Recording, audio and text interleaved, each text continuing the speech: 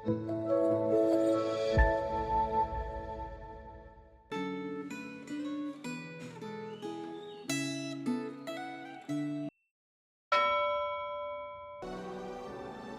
jemaat yang kasih dalam Tuhan, renungan Gemah hari ini 24 Desember 2025 dengan tema Anak yang Memberi Kehidupan, yang terambil dari Markus pasal yang kelima ayat yang ke-21 sampai 43. Tetapi saya akan baca ayat yang ke-41 dan 42 untuk setiap kita. Demikianlah firman Tuhan. Lalu dipegangnya tangan anak itu, katanya, Talitakum, yang berarti, hai anak perempuan, aku berkata kepadamu, bangunlah. Seketika itu juga anak itu bangun dan berjalan, sebab umurnya sudah 12 tahun. Mereka semua sangat takjub. Mari kita terlebih dahulu berdoa kepada Tuhan. Tuhan, kami akan membaca, merenungkan firman Tuhan, dan biarlah Allah Roh Kudus menolong kami untuk memahami kebenaran firman Tuhan. Di dalam nama Tuhan Yesus kami berdoa dan bersyukur. Amin. Terima kasih dalam Tuhan. Yairus, seorang kepala rumah ibadat, datang kepada Tuhan Yesus dengan merendahkan diri. Dia berlutut dan berkata, anak perempuanku hampir mati. Kata dalam Alkitab bahasa Yunani yang diterjemahkan menjadi anak perempuan, itu menunjuk pada anak perempuan yang masih kecil.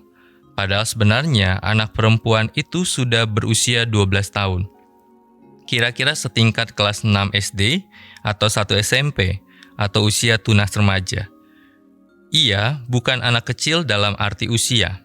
Oleh karena itu, penyebutan sebagai anak perempuan yang masih kecil itu harus dipandang sebagai ungkapan kasih sayang yang mendalam.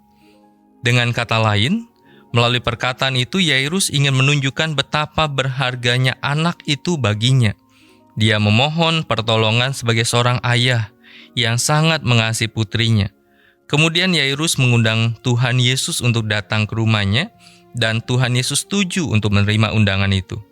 Kabar duka yang disampaikan oleh seorang utusan dari rumah Yairus. Anakmu sudah meninggal. Untuk apa engkau masih menyusahkan guru? Menyiratkan adanya nada keputusasaan yang dilandasi oleh pandangan umum, yaitu bahwa orang yang sudah mati tidak mungkin bisa dibangkitkan kembali. Saat mendengar percakapan tersebut, Tuhan Yesus segera menanggapi, jangan takut, percaya saja. Tuhan Yesus tidak bermaksud meminta Yairus untuk menyangkal realitas kematian, tetapi dia mendorong Yairus untuk mempercayai dirinya, yaitu bahwa kematian bukan akhir bagi Yesus Kristus hadir.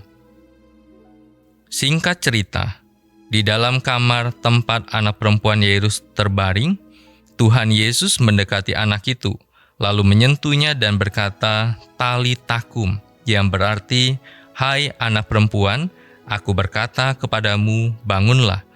Perkataan Tuhan Yesus kepada anak perempuan itu seperti perkataan orang tua yang sedang membangunkan anak dari tidur dengan lembut. Kata Talita berarti anak perempuan yang masih kecil. Dalam konteks kisah ini, perkataan Talitakum berarti sebuah sapaan penuh kasih. Sayangku, ayo bangun. Perkataan tersebut penuh kelembutan. Kisah anak perempuan Yairus yang dibangkitkan ini bukan hanya sekedar memperlihatkan mujizat kebangkitan, tetapi juga mengungkapkan kasih Tuhan Yesus yang mendalam. Setelah perkataan Talitakum diucapkan, seketika itu juga anak perempuan itu bangun dan berjalan. Di tengah kepanikan, kematian, dan keputusasaan, Tuhan Yesus bersedia datang dengan kuasa dan kasih. Saat merayakan Natal tahun ini, apakah Anda hanya memandang Tuhan Yesus sebagai bayi yang lemah, yang terbaring di palungan, atau Anda mengenal Dia sebagai Allah yang berkuasa atas hidup dan mati? Mari kita berdoa.